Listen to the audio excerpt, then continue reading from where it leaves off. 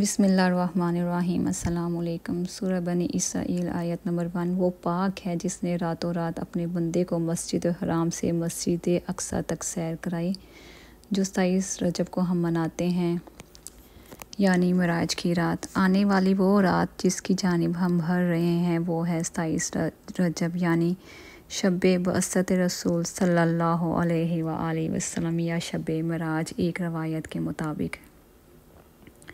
چاہے یہ معراج کی رات ہے یا بعثت رسول صلی اللہ علیہ وآلہ وسلم کی رات، ہمارے لیے دونوں صورتوں میں ایک بشارت اور ایک خوشخبری کی رات ہے۔ یہ رات اور دن ہمارے لیے کسی عید سے کم نہیں۔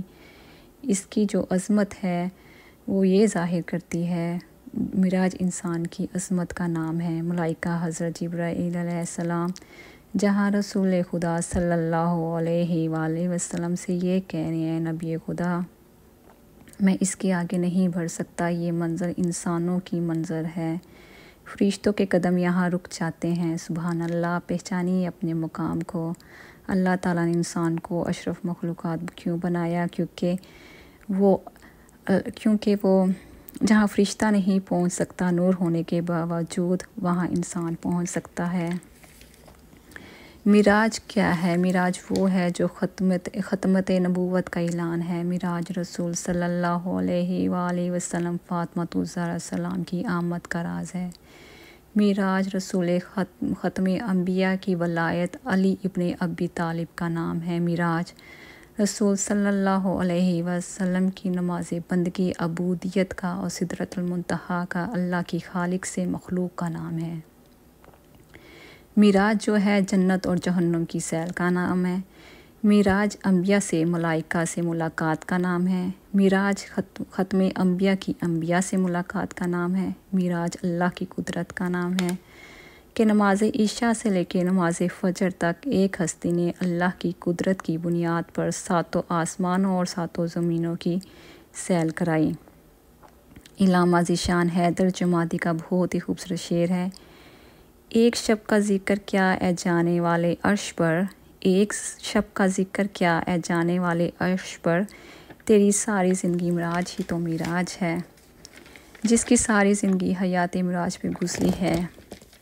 اللہ تعالیٰ نے اپنے ابد سے محبت کا اعلان کرنا چاہا تو سب سے پہلے آپ صلی اللہ علیہ وآلہ وسلم کے دروازے پر براق کا حاضر کیا، اور زمین پر موجود تمام مقامات مقدسات کو، چاہے بیت اللہ ہو، مسجد کوفہ ہو، مسجد اقصیٰ ہو، مسجد حرام ہو، ان سب کو گواہ بنایا، اور رسول صلی اللہ علیہ وسلم کے لیے خاص ملاقات کا ارینج کیا۔ یہاں تک کہ تاریخ گواہ ہے کہ آپ نے 7 آسمانوں کی سیر کی۔ جب آپ پہلے آسمان پہ تشریف لے گئے تو آپ کی ملاقات حضرت آدم سے ہوئی۔ آپ نے دیکھا کہ اللہ کے بندے جو ہیں وہ دنیا کی پستی میں مبتلا ہیں اور اس کے انجام کو پا رہے ہیں، یعنی ان کے اوپر مختلف نوعیت کے عذاب آ رہے ہیں۔ پھر آپ دوسرے آسمان پہ گئے تو آپ نے دیکھا جہنم کے 8 دروازے ہیں یا 7 کچھ روایات کے مطابق، جس وجہ سے جہنمی کو جہنم میں ڈالا جا رہا ہے، اور اس کا سبب بھی وہاں لکھا ہوا ہے۔ دوسرے آسمان پہ حضرت یحییٰ حضرت عیسیٰ سے ملاقات ہوئی۔ تیسرے آسمان پہ حضرت یوسف سے ملاقات ہوئی۔ چوتھے آسمان پہ حضرت ادریس سے ملاقات ہوئی۔ 5ویں آسمان پہ حضرت ہارون سے ملاقات ہوئی۔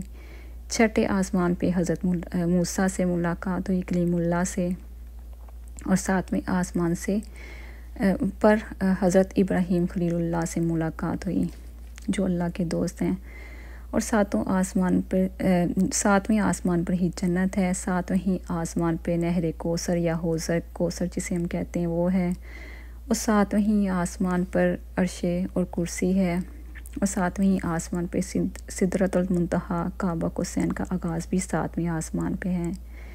جو اللہ تعالیٰ نے 7ویں آسمان پہ رسول صلی اللہ علیہ وآلہ وسلم کو جو چیز دکھائی وہ یہ ہے حوض کوثر۔ وہ کہاں سے پھوٹتی ہے، اس کا انجام کہاں پر ہوتا ہے، اور اس کی کنجی کیا ہے؟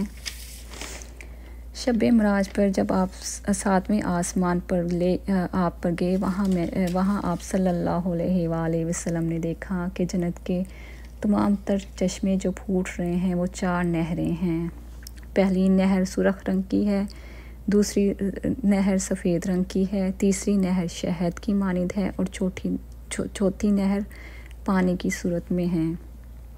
جب میں ان چاروں نہروں کو دیکھتا ہوں تو میں کیا دیکھتا ہوں؟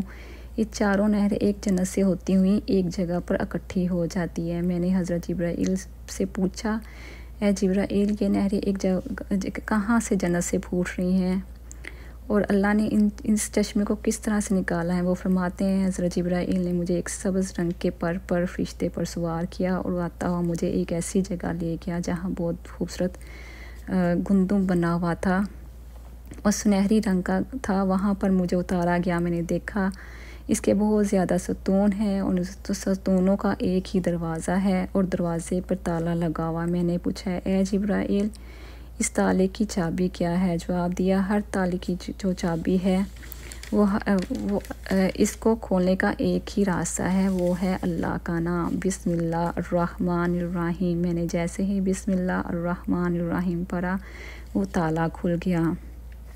پھر میں نے دیکھا جیسے ہی وہ دروازہ کھلتا ہے میرے سامنے وہ 4 ستون ظاہر ہو جاتے ہیں۔ یہی وہ 4 ستون تھے جو جنت میں چشمے سے پھوٹتے تھے اور جنت کو سیراب کر رہے ہیں۔ فرماتے ہیں ان 4 ستونوں کو میں نے دیکھا تو ایک ستون پہ لکھا ہوا تھا، پہلے ستون پہ لکھا ہوا تھا بسمی یعنی بی اور سین میم، دوسرے ستون پہ لکھا ہوا تھا اللہ، تیسرے ستون پہ لکھا ہوا تھا رحمان، چوتھے ستون پہ لکھا ہوا تھا رحیم۔ جب میں نے مل کر پڑھا تو لکھا ہوا تھا بسم اللہ الرحمن الرحیم۔ پھر میں واپس جاتا ہوں، میں نے اللہ تعالیٰ نے کہا ان چاروں کے نام کے طفیل میں ہر انسان کو جنت میں ڈالوں گا، ہر جنتی کو اس نہر سے بھی سیراب کیا جائے گا۔ اللہ نے سب کا اختیار جو ہے اپنے نام میں رکھا ہوا ہے۔ ہمیں زندگی میں زیادہ سے زیادہ بسم اللہ الرحمن الرحیم پڑھنی چاہیے تاکہ ہم بھی اس حوض کوثر سے سیراب ہو سکیں۔ پھر اللہ تعالیٰ فرماتے ہیں یہ جو کعبہ کوثین ہے اگر کوئی بندہ داخل ہو سکتا ہے تو وہ بشر ہے یعنی انسان ہے۔ پھر اللہ تعالیٰ نے فرمایا، اے محمد صلی اللہ علیہ وسلم، یہ دوزخ کو دیکھو۔ میں نے جہنم میں دیکھا تو اللہ تعالیٰ نے کہا، اے نبی، اگر کوئی میرے ولی سے نفرت کرے گا تو میں اس کو جہنم میں ضرور ڈالوں گا۔ تو محمد صلی اللہ علیہ وآلہ وسلم نے پوچھا، تیرے وہ ولی کون ہیں جن سے تو اتنی محبت کرتا ہے؟ وہ کون ہے؟ تو اللہ تعالیٰ نے جواب دیا، تو دیکھنا چاہے گا وہ کون ہے؟ تو آپ نے کہا آسمان کی طرف دیکھو۔ تو میں نے عرش پر دیکھا تو 14 معصومین کے نام لکھے ہوئے تھے جس میں سب سے پہلے نام تھا محمد یعنی آپ صلی اللہ علیہ وآلہ وسلم کا، پھر حضرت علی، امام حسن، امام حسین، امام زین العابدین سے لے کر ہمارے آخری امام مہدی علیہ السلام اجل فرجم کا نام تھا۔ انہوں نے کہا کہ جو ان سے نفرت کرے گا میں اس کو جہنم میں ضرور ڈال دوں گا۔ یہ بہت ہی امپورٹنٹ ہے، ہمیں ان سے نفرت نہیں کرنی چاہیے۔ آپ کی ولایت کا اعلان مولا علی ابن ابی طالب کی ولایت کا اعلان کیا گیا اور آپ سب جانتے ہیں جو ولایت کا اعلان کیا گیا تھا، جو اللہ تعالیٰ بات کر رہے تھے وہ کس لہجے میں بات کر رہے تھے؟ وہ تھا علی ابن ابی طالب کی لہجے میں آپ صلی اللہ علیہ وآلہ وسلم سے بات کی جا رہی تھی۔ علی ابن ابی طالب کی ہی لہجے میں اللہ تعالیٰ نے رسول صلی اللہ علیہ وسلم پر معراج پہ بات کی تھی۔ آپ تحفے میں کیا لے کر آتے ہیں؟ آپ تحفے میں نماز کو لے کر آتے ہیں اور نماز مومن کی معراج ہے۔ اور یہ ہماری نماز کب معراج بنے گی؟ جب ہمارے دل میں سے کینہ ختم ہو جائے گا، بغض ختم ہو جائے گا، حسد، غیبت، یہ چیزیں ختم ہو جائے گی۔ جب ہمارا دل پاک ہو جائے گا، جب ہمارا دل پاک ہو جائے گا تو ہمیں نماز میں معراج حاصل ہو جائے گی۔